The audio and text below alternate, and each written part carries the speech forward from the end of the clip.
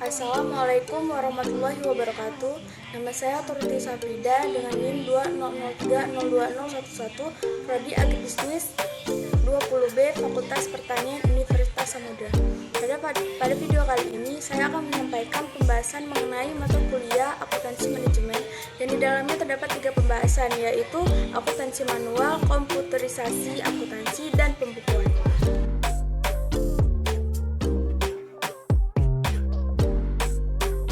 Akuntansi manual adalah sistem akuntansi register fisik dan buku rekening untuk menyimpan catatan. Contoh organisasi yang masih menggunakan akuntansi manual adalah koperasi, BUMDes, dan lain-lain.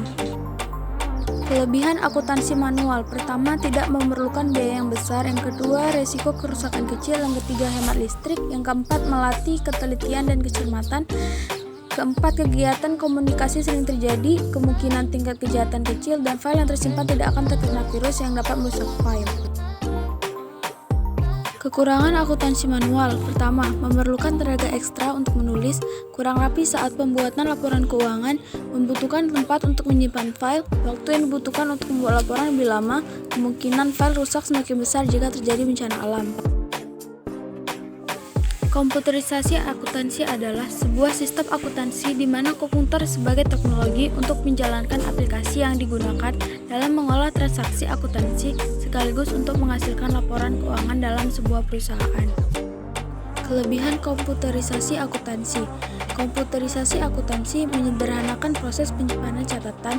Transaksi dicatat dalam bentuk elektronik dan pada saat yang sama diposting secara otomatis ke akun-akun dalam buku besar dan buku besar pembantu.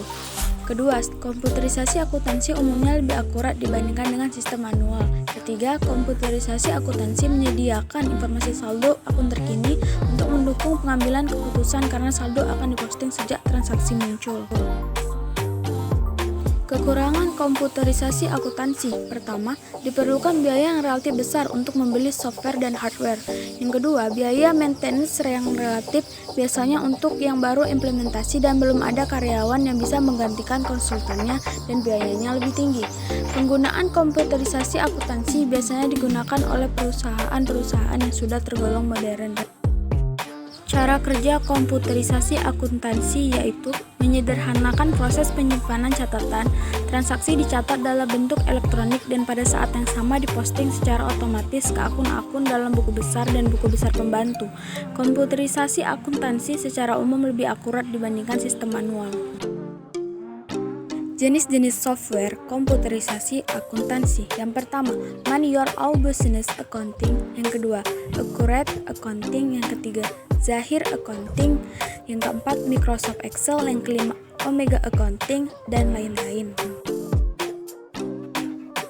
Pembukuan: menurut Undang-Undang Nomor 28 Tahun 2007 Pasal 28, pembukuan adalah suatu proses pencatatan yang dilakukan secara teratur untuk mengumpulkan data dan informasi keuangan yang meliputi harta, kewajiban, modal, penghasilan, dan biaya, serta jumlah perolehan dan penyerahan barang atau jasa, yang ditutup dengan menyusun laporan keuangan berupa neraca dan laporan laba rugi untuk periode tahun pajak tersebut.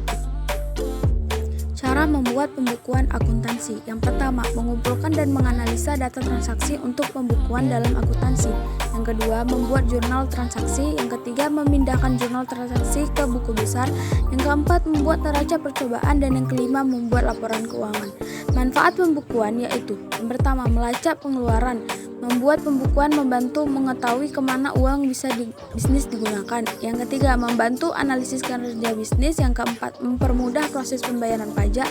Yang kelima, mengelola keuangan. 6, membuat keputusan bagi perusahaan. Dan ketujuh, memudahkan laporan ke investor.